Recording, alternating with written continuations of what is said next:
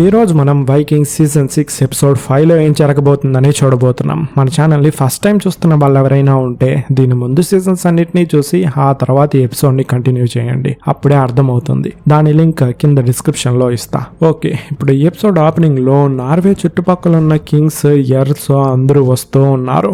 వచ్చిన వాళ్ళందరినీ ఓలాఫ్ గాడు వెల్కమ్ చేసి, మీరు ఎవరికి ఓటు వేయాలని చెప్పి నేను ముందే చెప్పాను కదా అని అడిగాడు. అందుకు తోర్కల్ అనే ఆ కింగ్, నువ్వు చెప్పినట్టు ఎలక్షన్ లో ఎవరో ఒకరిని ఎంచుకొని వాడిని కింగ్ చేస్తే మా దగ్గర ఉన్న పవర్ అంతా వాడికి పోతుంది కదా అని అడిగాడు. ఓలాఫ్, మీ దగ్గర ఉన్న పవర్ ఏమీ పోదు తోర్కల్లా, మీరందరూ ఒక్కరి కింద ఉంటారు, అది కూడా ఈ దేశానికి ఏదైనా ఆపద వస్తే అప్పుడు వాడు మిమ్మల్ని నడిపిస్తాడు అంతే అని చెప్పాడు. తర్వాత ఇక్కడ లాగర్తా విలేజ్ కి గున్హిల్డ్ అండ్ ఆమె వారియర్స్ వచ్చి చేరుకున్నారు. దాన్ని చూస్తున్న లాగర్తాకి సంతోషం అయిపోయింది. రా గున్హిల్డ్, నువ్వు వచ్చినందుకు నేను దేవుడికి కృతజ్ఞతలు చెప్పుకుంటున్నాను అని చెప్పింది. గున్హిల్డ్ ఆమెకు నిద్రలో వచ్చిన ఆ కళను లాగర్తాకి చెప్పి అది నిజమా అని అడిగింది. అందుకు లాగర్తా కూడా, నీకు వచ్చిన కళ నిజమే గున్హిల్డ్, తోర్వి యొక్క కొడుకు హలి ఆ అటాక్ లో చనిపోయాడు. ఆ అటాక్ చేసిన వాళ్ళు క్యాటిగట్ నుంచి వెలేసేసాం కదా ఐవర్ మనుషులు, వాళ్ళే. హలీని నేను ప్రొటెక్ట్ చేయలేకపోయాను అని చెప్పి బాధపడింది. గున్హిల్డ్, ఇవన్నీ బియాన్ గాడి తప్పే, వాడు ఆ రోజే వాళ్ళని చంపుంటే ఎంత పెద్ద సమస్య వచ్చిండేది కాదు కదా. అందుకు లాగర్తా, అందరం తప్పులు చేస్తాం గున్హిల్డ్, కొన్నిసార్లు అది మంచిగా ముగిస్తుంది, కొన్నిసార్లు చెడుగా. సర్లే, ఇప్పుడు ఆ తప్పుల గురించి మాట్లాడడం మాపేసి ఇందుకు పరిష్కారం ఏంటని చెప్పి వెతకాలి. వాళ్ళు ఖచ్చితంగా మళ్ళీ అటాక్ చేయడానికి వస్తారు, ఎందుకంటే పోయినసారి అటాక్ చేసినప్పుడు వాళ్ళు ఇక్కడ నుండి ఏ ధాన్యాలని తీసుకెళ్లలేదు, కాబట్టి మళ్ళీ అటాక్ చేస్తారు.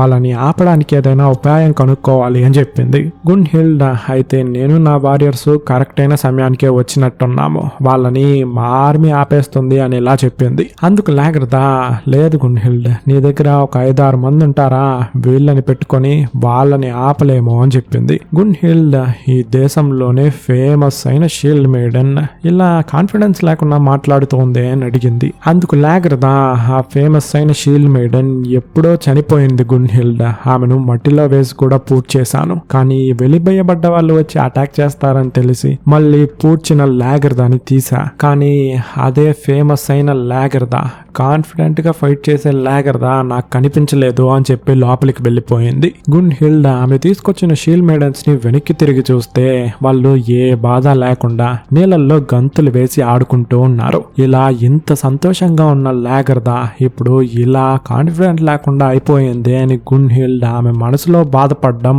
మనకి తెలుస్తోంది. ఇక్కడ క్యాటిగట్ లో ఒక 5 మంది కలిసి ఒక ఇనుము డోర్ ని చాలా కష్టపడి లాక్కొస్తూ ఉన్నారు. విట్ సర్క, తొందరగా లాగండి, మా ఇల్లు ఇక్కడి నుంచి చాలా దూరంగా ఉంది, అక్కడికి తీసుకెళ్లి దీన్ని పెట్టాలి, తొందరగా లాగండి అని చెప్పి అరుస్తున్నాడు. ఊబే అండ్ తోర్వి, ఏంట్రా వీడికి పిచ్చి పిచ్చి పట్టిందా, ఎందుకు ఇంత బరువైన ఇనుము డోర్ ని వాడింటికి తీసుకెళ్తున్నారు అని చూస్తున్నాడు. ఆ అమ్మాయి, విట్ సర్క, నీకెందుకు ఇంత బరువైన ఇనుము డోర్ అని అడిగింది. విట్ సర్క, ఈ డోర్ ని ఐవర్ గాడి క్యాటిగట్ ని డిఫెండ్ చేయడం కోసం తయారు చేశాడు, కానీ ఇప్పుడు వాడు దెయ్యమయ్యి నన్ను చంపడానికి వస్తున్నందుకు నేను నా ఇంటికి ప్రొటెక్షన్ కోసం తీసుకెళ్తున్నా, నీకెందుకు ఇవన్నీ అని చెప్పి అరిచాడు. సో విట్సర్ గాడికి పూర్తిగా పిచ్చి పట్టిపోయినట్టుంది. తర్వాత లాగర్తా విలేజ్ లో గున్హిల్డ్ ఆమె కలిసి ఏదో ఒక డిఫెన్స్ ని ప్రజలతో పాటు కలిసి బిల్డ్ చేస్తూ ఉన్నారు. అక్కడ ఉన్నదంతా ముసలోళ్ళు, లేడీసే కాబట్టి పెద్ద పెద్ద బరువు అంతా ఎత్తలేకుండా కింద పడేస్తున్నారు. అప్పుడు గున్హిల్డ్,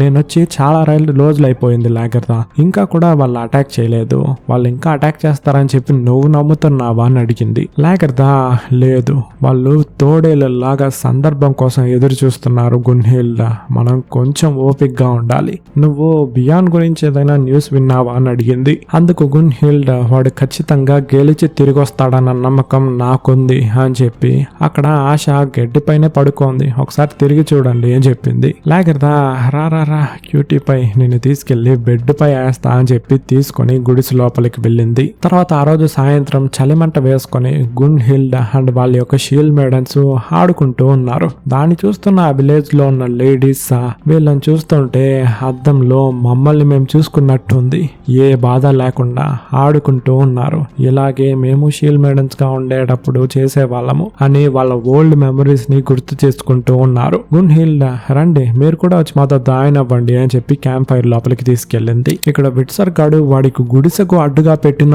ఇనుము డోర్ నే చీల్చుకొని వాడి యొక్క ప్రేమికురాలు తోరా అగ్గి గాయాలతో చాలా ఘోరంగా వచ్చి వాడి ముందు నిల్చొని, నువ్వు ఐవర్ ని చంపాలి, వాడు నన్ను చంపిన దానికి నువ్వు వాడిని చంపి పక్క తీర్చుకోవాలి, లేకపోతే ఇలాగే నేను రోజు వచ్చి నిన్ను భయపెడుతూ ఉంటా అని చెప్పగా విట్సర్ సరే నేను ఐవర్ ని చంపేస్తా, ఇలా నన్ను టార్చర్ చేయకు ప్లీజ్ అని చెప్పి అడుక్కుంటూ ఉన్నాడు. ఆమె కూడా అక్కడి నుంచి వెళ్ళిపోయింది. నార్వేలో ఎలక్షన్స్ జరగబోతున్నాయి కాబట్టి చాలా మంది కింగ్స్ వచ్చున్నారు. సో వాళ్ళ వీరులు బయట పార్టీస్ అండ్ కొన్ని గొడవలు జరుగుతూ ఉన్నాయి. లోపల వీళ్ళ యొక్క కింగ్స్ అందరూ కూర్చొని డ్రింక్స్ చేస్తూ ఉన్నప్పుడు థోర్కెల్ బియాన్ గాడి గురించి గొప్పగా మాట్లాడి మేము నీకే ఓటు వేయాలి కదా అని అడిగాడు. అందుకు కింగ్ ఓలాఫ్, నేను మీకు అందరికీ న్యూస్ పంపేటప్పుడే చెప్పాను కదా బియాన్ నార్వే యొక్క కింగ్ అని చెప్పి, అందులో నీకేం సందేహం. థోర్కెల్, అవును చెప్పారు, కానీ ఎలక్షన్స్ అంటే పోటీ చేయాలి కదా అని చెప్పగా బియాన్ కూడా అవును, నాకు కూడా ఊరికే పోటీ లేకుండా ఆ పదవిని తీసుకోవడం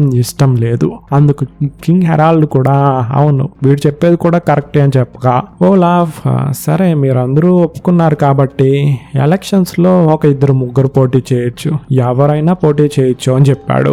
బయట గొడవ స్టార్ట్ అయిందని చెప్పాను కదా, అది చాలా పెద్దగా మారి ఒకరినొకరు కొట్టుకుంటూ ఉన్నారు. దీని తర్వాత ఇంకా చాలా మంది ఎర్ల్స్ కింగ్స్ వచ్చి దిగారు. అందులో ఒక ఎర్ల్ అయిన ఎర్ల్ ఓలాఫ్ ని ఓలాఫ్ బియాన్ కి ఇంట్రడ్యూస్ చేశాడు. వాడు ఆమెను వెల్కమ్ చేసి వచ్చినందుకు కృతజ్ఞతలు అని చెప్పగా ఆమె మిమ్మల్ని చూసినందుకు నేనే సంతోషపడాలి అని చెప్పి మురిసిపోతూ ఉంది. ఆల్రెడీ బియాన్ గాడికున్న ఫాలోయింగ్ చాలా ఎక్కువ, ఇప్పుడు నువ్వు కూడా పోమ్మా. తర్వాత కింగ్ హ్యాకోన్ వచ్చి, నీకు తెలుసో లేదో బియాన్, నేను మీ నాన్న రాగ్నర్ తో కలిసి ప్యారిస్ ని అటాక్ చేసున్నాను. ఇప్పుడు కొంచెం ముసలోడైండొచ్చు కానీ నాకు రైట్ హ్యాండ్ ఉంది అని చెప్పాడు. బియాన్, సారీ మీ ఎడమ చేతులు యుద్ధంలో పోయింది అని అడిగాడు. హ్యాకాన్, ఒక సముద్రంలో యుద్ధం చేస్తూ ఉన్నప్పుడు అదిగో ఆ థోర్కెల్ గాడు ఉన్నాడు కదా, వాడిని ఎదిరించి యుద్ధం చేశా, అప్పుడు పోయింది అని చెప్పాడు. అందుకు బియాన్, ఇక్కడ నుండి మనలో మనం గొడవ పడకుండా వేరే దేశం పైకి యుద్ధానికి వెళ్దాము. మనకన్నా పెద్ద పెద్ద దేశాలు స్వీడన్ అండ్ డెన్మార్క్ మన పైకి యుద్ధానికి రావడానికి రెడీగా ఉన్నారు. సో నార్వే మొత్తం ఒకటైతేనే దాన్ని మనం ఎదిరించగలమని చెప్పాడు. అందుకు హ్యాకాన్, నువ్వు చెప్పింది కరెక్టే బియాన్, వాళ్ళు మన పైకి అటాక్ వచ్చినప్పుడు బియాన్ ఐన్ సైడ్ అయినా నువ్వుంటేనే సరిగ్గా ఉంటుంది, నా ఓటు నీకే అని చెప్పి వెళ్ళిపోయాడు. అప్పుడు కింగ్ ఓలాఫ్ వచ్చి, ఇంకా 2 షిప్స్ లో కింగ్స్ ఎల్స్ వచ్చినారు, రండి మనం వెళ్ళి వాళ్ళని వెల్కమ్ చేద్దాము అని చెప్పి హెరాల్డ్ ని బియాన్ ని తీసుకెళ్లిపోయాడు. ఇక్కడ ఐవర్ ఎగోర్ తో, నేను ఒక మ్యాజిక్ ట్రిక్ ని చేయబోతున్నాను, నువ్వు నాకు హెల్ప్ చేస్తావా అని అడిగాడు. ఎగోర్, వావ్ మ్యాజిక్ ట్రిక్, ఏం హెల్ప్, నేను చేస్తాను చెప్పు అని చెప్పగా ఐవర్ ఆ పిల్లోని తీసుకొని బయటికి వెళ్తున్నాడు. బయట ఓలాఫ్ బ్రదర్ డేర్ కి కాపలాగా ఉన్న సోల్జర్స్ కి ఒక అమ్మాయి డ్రెస్ వేసుకోకుండా కనిపివ్వగా ఆ అమ్మాయి వాళ్ళు వెళ్తున్నారు. ఇది ఐవర్ యొక్క ప్లానే అండ్ ఆ అమ్మాయి కూడా డేర్ యొక్క భార్య. ఈ గ్యాప్ లో ఐవర్ అండ్ ఎగోర్ గేజ్ ని ఓపెన్ చేసి డేర్ ని సీక్రెట్ ప్రదేశానికి తీసుకొచ్చేశారు. ఆ అమ్మాయి కూడా కరెక్ట్ అయిన సమయానికి మాయమైపోయింది. వీర్లు శంఖాన్ని మోగించి డేర్ తప్పించుకున్నాడు వెతకండి అని చెప్పగా ఈ సోల్జర్స్ కూడా వెతకడానికి వెళ్ళిపోయారు. ఐవర్ ఆ డేర్ ని వాళ్ళ వైఫ్ దగ్గర అప్పజెప్పి గుర్రంలో వాళ్ళిద్దరిని అక్కడి నుండి తప్పించేశాడు. ఎగోర్, దీన్ని మనం నిజంగా చేసేసామా అని ఆశ్చర్యపడగా ఐవర్, అవునరా లోపలికి రా అని చెప్పి తీసుకెళ్లిపోయాడు. దీని తర్వాత ఓలాఫ్ ఐవర్ కి ఒక డాక్యుమెంట్ ని చూపించి స్కాండినేవియాని మనం అటాక్ చేయడానికి కారణం ఇవి, మా ముత్తాతలకి స్కాండినేవియాలో ఉన్న బ్లాక్ స్మిత్ కొంత భూమిని ఇచ్చారు, దీన్ని ఇవ్వండి అని చెప్పి వాళ్ళ దగ్గరికి అటాక్ కి వెళ్దాము, కారణమే లేకుండా అటాక్ చేయడం కరెక్ట్ కాదు కదా అని చెప్తూ ఉన్నప్పుడు భోజనం లోపలికి వచ్చింది. ఓలాఫ్ టేబుల్ పై పెట్టి ఓపెన్ చేయండి అని చెప్పగా దాన్ని ఓపెన్ చేస్తే అందులో సోల్జర్ యొక్క తలలుంది. ఐవర్, వీళ్ళెవరో అని అడిగాడు. ఓలాగా నా బ్రదర్ దగ్గర కాపలాగా ఉన్న వాళ్ళు వీళ్ళని బాగా టార్చర్ చేసి ఎందుకు రావండి తప్పించారో అని అడిగితే ఏదో అమ్మాయి బట్టలు లేకుండా వచ్చింది, ఆ అమ్మాయి వెనుకలు వెళ్ళిపోయాము అని చెప్తున్నారు. ఎగోర్ డేర్ తప్పించుకోపోయిన దానికి నీకు ఏమన్నా సంబంధం ఉందా అని అడిగాడు.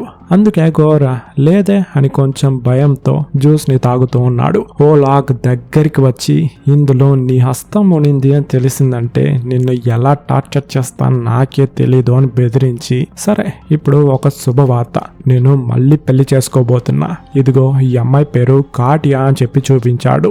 ఆమె అచ్చు ఫ్రైడీస్ లాగే ఉంది. దాన్ని చూసిన ఐవర్ కి షాక్. గోర్ ఏంటి దయాన్ని చూసినట్టు అలా అయిపోయావో అని అడిగాడు. ఐవర్ నన్ను నమ్ము, నేను చూసింది దయ్యమేమేమో అని చెప్పి డిన్నర్ ని స్టార్ట్ చేశారు. ఇక్కడ లాగర్దాన్ గున్హిల్డ్ వేసిన ప్లాన్ ని బిల్డ్ చేసి ముగించేశారు. గున్హిల్డ్ ఇంత చేశాక వాళ్ళు రాకపోతే అని అడిగింది. అందుకు లాగర్దా లేదు వాళ్ళు ఖచ్చితంగా వస్తారు అని చెప్పి వెళ్ళిపోయింది. నార్వేలో కింగ్ హెరాల్డ్ గాడు అక్కడున్న కింగ్స్ అండ్ ఎల్స్ తో మాట్లాడుతూ ఈ కెటిల్ గాడికి ఏదో సైగ చేస్తున్నాడు. వీళ్ళిద్దరి మధ్యలో ఏం నడుస్తుందని చెప్పి మనకు అర్థం కాలేదు. ఆల్రెడీ ఈ కెటిల్ గాడికి బియాన్ అంటే అస్సలు నచ్చదు. ఒకవేళ వాణ్ణి ముగించడానికి ఏదైనా ప్లాన్ చేస్తున్నారా అని చెప్పి తెలియలే. కీవ్ దేశంలో కాటియా మార్కెట్ ప్లేస్ తో నడుచుకుంటూ వెళ్లేటప్పుడు ఐవర్ ఆమెనే గమనిస్తున్నాడని చెప్పి ఆమె అర్థం చేసుకొని ఒక చోట వాడితో మాట్లాడడానికి ఆగింది. ఐవర్ మీతో తనిగా మాట్లాడడానికే నేను ఎంతకాలము వెయిట్ చేశాను రాణిగారు.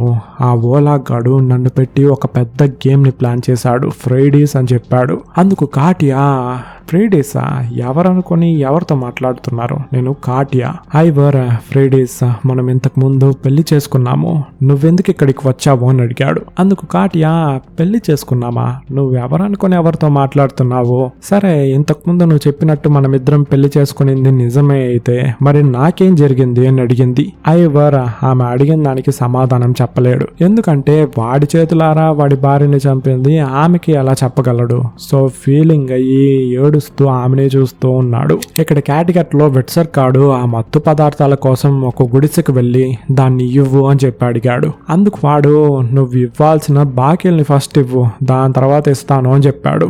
వెట్సర్కా మా అన్న ఇక్కడ కింగ్ తెలుసు కదా, వాడి దగ్గరికి వెళ్ళి అడుగు, వాడిపై నీకు నమ్మకం లేదా అని అడిగాడు. అందుకు వాడు మీ అన్నపై నాకు నమ్మకం ఉంది, నీపై లేదు, నీ దగ్గర ఏం లేదు అంటే నీ చేతికున్న ఆర్మ్ రింగ్ తీసివ్వు ఇస్తాను అని చెప్పాడు. వెట్సర్ కూడా ఆర్మ్ రింగ్ ఇచ్చి ఆ మత్తు పదార్థాన్ని వేసుకొని అక్కడ కూర్చుంటున్నాడు. అప్పుడు సీర్ వాయిస్ లో నువ్వెందుకు ప్రయోజనపడవు కదా, నీ యొక్క పర్పస్ ఏంటని నీకు తెలుసా లేదా అని చెప్పి కన్ఫ్యూజ్ చేసే విధంగా ఏవేవో మాట్లాడుతూ ఉన్నాడు. నార్వేలో ఈ కెటిల్ కింగ్ ఓలాఫ్ తో నా లైఫ్ లో ఇలాంటి ఒక విషయాన్ని నేను చూసిందే లేదు, అన్ని విషయాలు సక్రమంగా ఏ గొడవ లేకుండా జరగాలి అని చెప్పాడు. ఓలాగా సక్రమంగా ఏ గొడవ లేకుండా జరగాల, నువ్వేం చెప్తున్నావు, ఇందులో ఏం గొడవ రాబోతుంది అని అడగ్గా అందుకు కెటిల్ లేదు లేదు నేను ఊరికే అలా చెప్పాను అని చెప్పి వెళ్ళిపోయాడు. దీని తర్వాత క్యాటికట్ లో ఆ ఇంగ్రిడ్ బానిస బియాన్ కోసం సముద్ర తీరంలో ఎదురు చూస్తూ నిల్చోంది. అప్పుడు తోర్వి అక్కడికి వచ్చి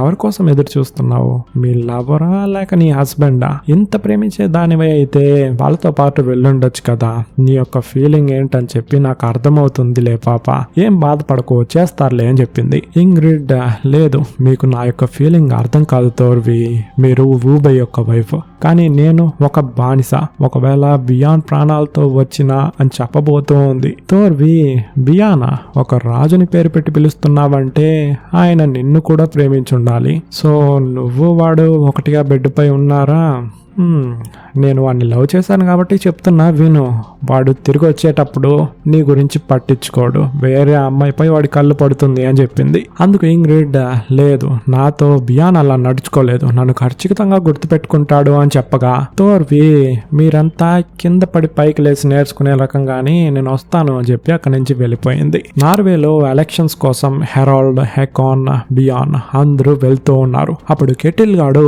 బియాన్ ఆపి నీతో ఒక విషయం చెప్పాలి అని ఏదో చెప్పడానికి వచ్చి మధ్యలో ఆపేసి ఏం లేదు, దేవుడు నీకు అనుకూలంగానే అన్ని పనులు చేస్తాడు అని చెప్పి పంపాడు. ఇప్పుడు వీళ్ళ నలుగురిని ఒక సర్కిల్ లోకి తీసుకెళ్లారు. అక్కడ కొంతమంది ఎల్స్ ఆల్రెడీ వచ్చి కూర్చున్నారు. వీళ్ళు కూడా వెళ్ళి వాళ్ళ సీట్స్ లో కూర్చోగానే కింగ్ ఓలాఫ్ పైకి లేసి, మన చరిత్రలో ఇలాంటి ఒక విషయం జరిగిందే లేదు, ఈ మొత్తం నార్వేకి ఒక కింగ్ ని మనం ఎంచుకోబోతున్నాము. ఇక్కడ కొన్ని నీళ్ళల్లో తేలే రాళ్ళు ఉన్నాయి. ఈ సర్కిల్ లో ఉన్న ఎర్ల్స్ కింగ్స్ ఎవరికి ఓటు వేయాలనుకుంటున్నారో వాళ్ళ పేరు చెప్పి ఈ రాయిని తీసి ఇందులో పడేయాలి. ఏ కలర్స్ ఎవరెవరికని చెప్తా వినండి. బ్లూ కలర్ థోర్కెల్ కి, green colour Hakon, red Bjorn Ironside ది అండ్ యెల్లో హెరాల్డ్ ది.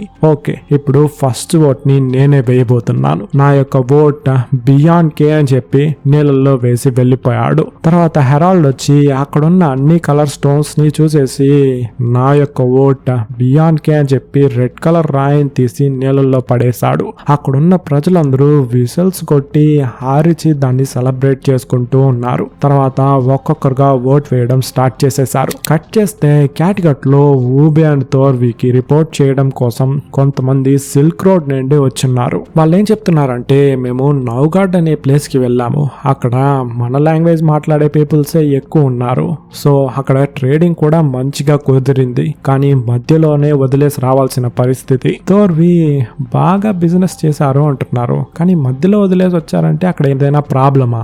లేదు మహారాణి, మేము ఒక విషయాన్ని తెలుసుకున్నాము, అది చాలా ఇంపార్టెంట్ అయినందువల్లే మధ్యలోనే వదిలి వచ్చాము.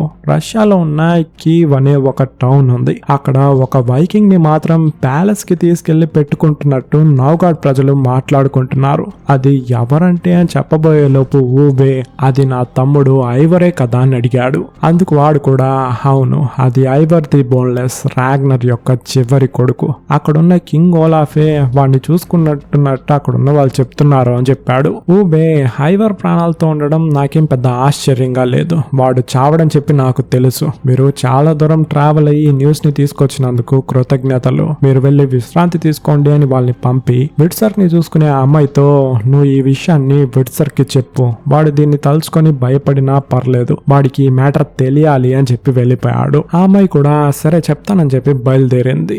ఇక్కడ విట్సర్ గాడు ఎక్కడున్నాడు అని చూస్తే సముద్ర తీరంలో కూర్చో ఉన్నాడు. వాడికి ఒక పెద్ద పాము కనిపిస్తూ ఉంది. వేగంగా వాడి యొక్క ఇంటికి వెళ్లి తలుపులు వేసుకునేశాడు. అయినా కూడా అది వదలకుండా వీడి ఇంటి దగ్గరికి వచ్చి భూమిని బద్దలు కొట్టుకొని వాడిని చూసి గట్టిగా అరిచింది. ఏంట్రా ఇంత పెద్ద పాము ఎక్కడైనా ఉంటుందా అని చెప్పి ఆ పాము మొహం చూస్తే అది ఐవర్. ఈ విట్సర్ గాడు ఇల్యూషన్ తెప్పించుకొని ఐవర్ పాములా వచ్చి వాడిని చంపేస్తాడేమో అని చెప్పి భయపడి చూస్తూ ఉన్నాడు. ఇక్కడితో ఎపిసోడ్ ఫినిష్ అయింది. నెక్స్ట్ ఎపిసోడ్ లో ఏం జరగబోతోంది? ఐవర్ గాడు తప్పించిన ఆ డేర్ ఒక ఆర్మీని తీసుకొచ్చి ఓలాఫ్ గారిని ఎదిరిస్తాడా, లేక యొక్క విలేజ్ కి మళ్ళీ ఆ వెలివేయబడ్డ వాళ్ళు వచ్చి అటాక్ చేస్తారా లేదా? నార్వేలో జరిగే ఎలక్షన్స్ లో ఈ కెటిల్ గాడు చెప్పినట్టు ఏమైనా గొడవలు వచ్చి వాళ్ళల్లో వాళ్ళు కొట్టుకోబోతున్నారా లేదా అని నెక్స్ట్ ఎపిసోడ్ లోనే తెలుస్తుంది. ఆ ఎపిసోడ్ లో నా వాయిస్ మీరు వినేంత వరకు లాట్స్ ఆఫ్ లవ్. టాటా.